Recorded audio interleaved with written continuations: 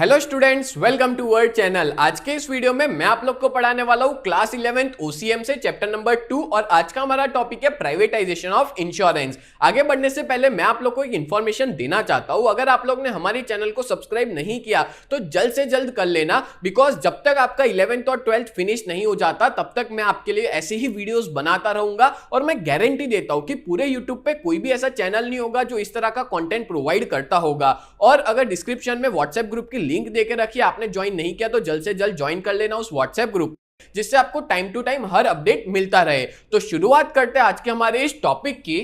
तो क्या देके रखा है यहाँ पे, insurance was initiated by private sector in India. India के अंदर जो इंश्योरेंस का बिजनेस है ना वो शुरू किया था प्राइवेट सेक्टर के द्वारा, ठीक है। और इसकी शुरुआत ब्रिटिश टाइम से हुई थी, मतलब जब ब्रिटिशर्स हुआ करते थे उस टाइम से इंश्योरेंस की शुरुआत हुई थी। और आपको पता ही है कि इंडिया जो है ना वो ब्रिटिश कॉलोनी का पार्ट था, यानी कि ब्रिटिशर्स यहाँ पे आके रूल करके गए थे और उसकी वजह से बहुत सारी इंश्योरेंस कंपनी ने इंडिया के अंदर अपना इंश्योरेंस का बिजनेस को शुरू किया था, ठीक है। सारी फॉरेन कंपनीज इंडिया में आके इस बिजनेस को चलाती थी, पर इन सारी कंपनीज पे ब्लेम किया जाता था कि वो लोग ना इलिजिटिमेट प्रैक्टिस कर रहे हैं बिजनेस की। मतलब बिजनेस प्रैक्टिस मतलब क्या होता है कि वो जो भी बिजनेस कर रहे हैं ना उसमें वो कोई रूल्स रेगुलेशंस को फॉलो नहीं कर रहे हैं, what is right and what is wrong, मतलब क्या सही है क्या गलत है उसको नहीं देख रहे हैं, बस कैसे भी फायदा होना चाहिए उनका वही कर रहे थे। और जिसकी वजह से 19 जनवरी 1956 को पार्लियामेंट के अंदर एक ऑर्डिनेंस पास होता है और जो भी लाइफ इंश्योरेंस बिजनेस है ना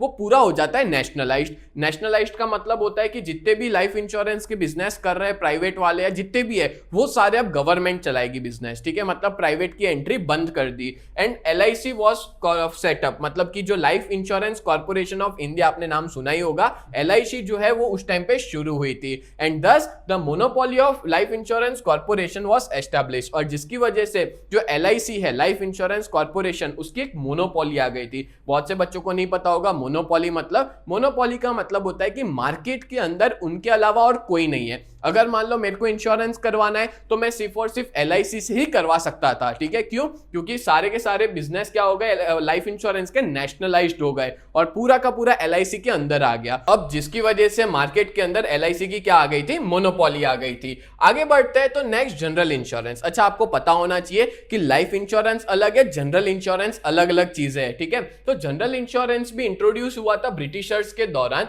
मतलब जब ब्रिटिशर्स इंडिया में थे उस टाइम पे उन्होंने ही जनरल इंश्योरेंस की शुरुआत की थी। एंड पीरियडिकल कंट्रोल्स, और हमारी गवर्नमेंट ने उस पे काफी सारे कंट्रोल्स लगाए थे जनरल इंश्योरेंस पे, as well as after independence, आजादी के बाद भी वो कंट्रोल्स जो थे वो कंटिन्यू थे, ठीक है। And on 1 January 1973 the general insurance business was nationalised. देखो ये चीज MCQs में आती है, 1 मार्क में पूछी जा सकती है कि जो लाइफ इंश्योरेंस का बिजनेस था वो कब नेशनलाइज्ड हुआ था, तो वो हुआ था 19 जनवरी 1956। ये 1 मार्क का क्वेश्चन याद रखना। और दूसरा कि अगर जनरल इंश्योरेंस का पूछे तो वो कब नेशनलाइज्ड हुआ था, तो 1 जनवरी 1973 को नेशनलाइज्ड किया गया था जनरल इंश्योरेंस का बिजनेस। और उस टाइम पे एक एक्ट भी आया था, general insurance business nationalisation act 1972, और इसके तहत जितने भी जनरल इंश्योरेंस के बिजनेस थे वो सारे के सारे हो गए गवर्नमेंट के। मतलब जनरल इंश्योरेंस के बिजनेस में भी अब सिर्फ और सिर्फ गवर्नमेंट की ही कंपनी थी, जिसमें आपने नाम सुना होगा GIC जिसको कहते हैं, जैसा LIC है ना वैसा GIC है, जनरल इंश्योरेंस कॉर्पोरेशन, ठीक है। तो इस तरह से हमने क्या किया कि नेशनलाइज्ड कर दिए सारे के सारे बिजनेस, अपनी गवर्नमेंट ने नेशनलाइज्ड कर दिए। अब आगे बढ़ते हैं हम लोग। आगे बढ़ने से पहले मैं आप लोग को एक इंफॉर्मेशन देना चाहता हूं कि अगर मान लो आप लोग 11th कॉमर्स GACB में हो तो हमने आपके लिए बहुत ही बढ़िया न्यू बैच लॉन्च की है, जहां पे हम लोग आपको 4 सब्जेक्ट पढ़ाएंगे, अकाउंट, स्टैटिस्टिक्स, इकोनॉमिक्स और OCM, और जिसकी प्राइस बहुत ज्यादा रीजनेबल है, 2999, जहां पे आपको लाइव लेक्चर्स भी पढ़ाए जाएंगे as well as recorded video भी मिलेंगे। और आपको पता है live lecture Monday to Saturday हर रोज हम लोग पढ़ाते हैं, और हैंड रिटन नोट्स मिलेंगे, रेगुलर टेस्ट लिए जाएंगे, 24/7 डाउट सॉल्यूशन भी प्रोवाइड किया जाएगा। और अगर आपको मान लो कोई भी डाउट होगा ना तो फैकल्टीज को पूछ के आपके सारे डाउट्स को क्लियर भी करवा देंगे। मैं आपको इकोनॉमिक्स और OCM पढ़ाऊंगा, कल्पेश सर जो है वो आपको अकाउंट्स पढ़ाएंगे, हेमल सर आपको पढ़ाएंगे स्टैटिस्टिक्स। और अगर आपने हमारी ऐप को डाउनलोड नहीं किया तो प्ले स्टोर पे UGT नाम से हमारी ऐप, और ऐप स्टोर पे अगर आपके पास आईफोन है तो माई इंस्टीट्यूट के नाम से है, ठीक है।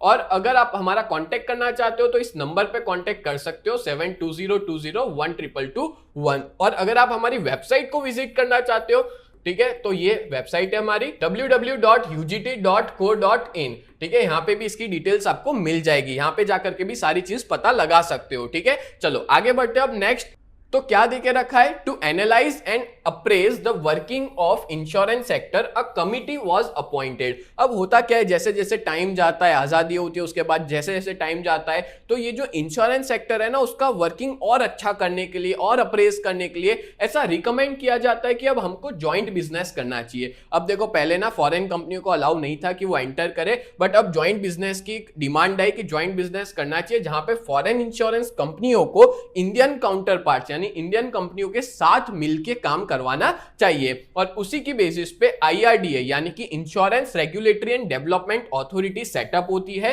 1999 में, जो सपोर्ट करती है इसको कि प्राइवेट कंपनियां भी आए, फॉरेन कंपनियां भी इंडियन कंपनी के साथ मिलकर के अपना बिजनेस करे। तो देखा आपने क्या हुआ कि स्टार्टिंग में पूरा प्राइवेटाइजेशन था, फिर उसके बाद पूरा बिजनेस गवर्नमेंट ने अपने हाथ में ले लिया, नेशनलाइज्ड कर दिया। ठीक है, दोनों लाइफ इंश्योरेंस भी और जनरल इंश्योरेंस भी। और उसके बेसिस पे धीमे धीमे टाइम गया, वैसे वैसे गवर्नमेंट को रियलाइज हुआ कि इसमें प्राइवेट को भी आना चाहिए, फॉरेन कंपनियों को भी आना चाहिए, तो उनको भी अलाउ कर दिया कि वो भी आकर के अपना बिजनेस यहां पे करे। बोलो क्लियर हो गया? तो ये मैंने आपको समझाया प्राइवेटाइजेशन ऑफ इंश्योरेंस। तो उम्मीद करता हूं ये पूरा टॉपिक आपको बहुत अच्छे से क्लियर हो गया होगा। तो ऐसे ही वीडियोस देखने के लिए आप लोग हमारे चैनल को सब्सक्राइब करें। तो मिलते हैं नेक्स्ट वीडियो में, तब तक के लिए bye and thank you so much.